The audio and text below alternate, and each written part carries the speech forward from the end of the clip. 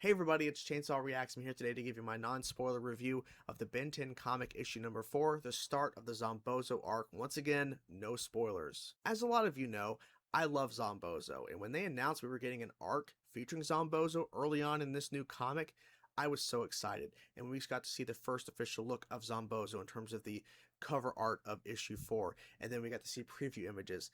I just fell in love with it because I love how dark and unsettling it is, and it delivers in this start of the arc. I'll say this.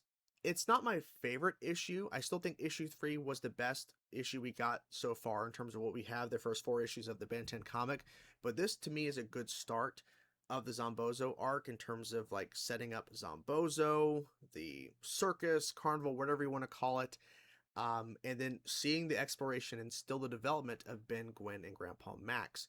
I will say specifically, I love the more building of the blocks, if you will, the character development of Ben and Gwen specifically here, because there's a fair amount of actual conversation with them throughout this issue that I really appreciated, that I think just helps build upon their versions in this comic of these characters, where you see the similarities that you're already recognized with the characters from, of course, the original show and all that, but the differences as well. And you're seeing more of like their personalities and just their little banter coming out more. And I respect that we took time with that. There's something that happens in the issue. I'm not going to say what it is because obviously no spoilers. That has me really excited for future stories, for future issues, because there's something specifically, and I won't say what it is, and you'll see it when I put out my reaction or when you read the comic. You will know what I'm talking about when you get to a specific page that I'm like, this, okay, here we go, okay. And I'm excited. I'm really excited. Like I said, no spoilers. I don't want to give anything away. Um, it's funny, whenever I'm like reacting to the comic, I go, oh, I love this shot. There was multiple like shots, just drawings in this issue 4, I really liked, and I just love the darkness of it, the color palette.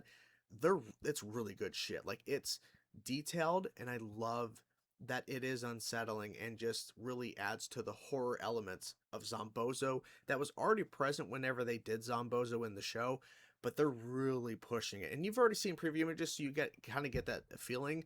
But I love that in the context of the story from beginning of this issue to the end, and just knowing that there's more craziness to come, I really like what they did. And I appreciate the fact they gone creepy and unsettling with it. Because with ZOMBOZO, it just kind of makes sense you do. Like, his first introduction in the classic series was a great introduction. Love the design. But with what they were doing with this comic up to issue 4, it makes sense that they went darker with it, that they went this route.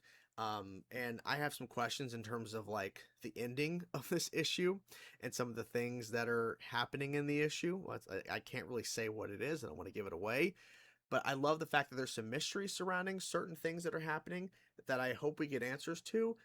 But I also like not knowing like everything that just occurred, like this is why it happened, this is why this character did this, why this happened, and what's happening here. I love that I don't have the answers to these questions, because I think it's good to keep the mystery there and to learn it later, which obviously that happens in storytelling all the time, but they could have easily made it more clear when certain things were happening, like at the beginning of the issue and later on. They could make it very clear in the text dialogue, like, oh, okay, well then that's exactly what happened. I love the fact there's some mystery surrounding it.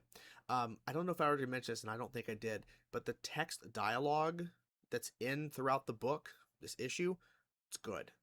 I have to give a round of applause to that, literally round of applause, because it's great. It feels like Ben 10, like the show, but it also feels more mature in that sense. And I've always noticed that in the issues, but I don't know if I've ever said it specifically in a review, but like, I really like the text, really like how they're handling the actual conversation between the characters and everything, and just how it really feels like the characters would say that. Like, there's nothing that's happened so far, including issue 4 here, that a character has said something that doesn't sound like the character would say that. So I like the attention to detail with that. So issue 4 to me, it's pretty solid. It's a great start to ZOMBOZO. Some really great artwork, some interesting story beats, some character development, and I cannot wait to see where this goes because this is, to me, a good start for ZOMBOZO, one of my favorite villains of all time in Ben 10, so it's a win in my book, and I highly recommend checking out when it drops and read it as soon as you can, guys, because it's pretty damn good. Hope you guys enjoyed the video. I'll talk to you guys soon. Peace out.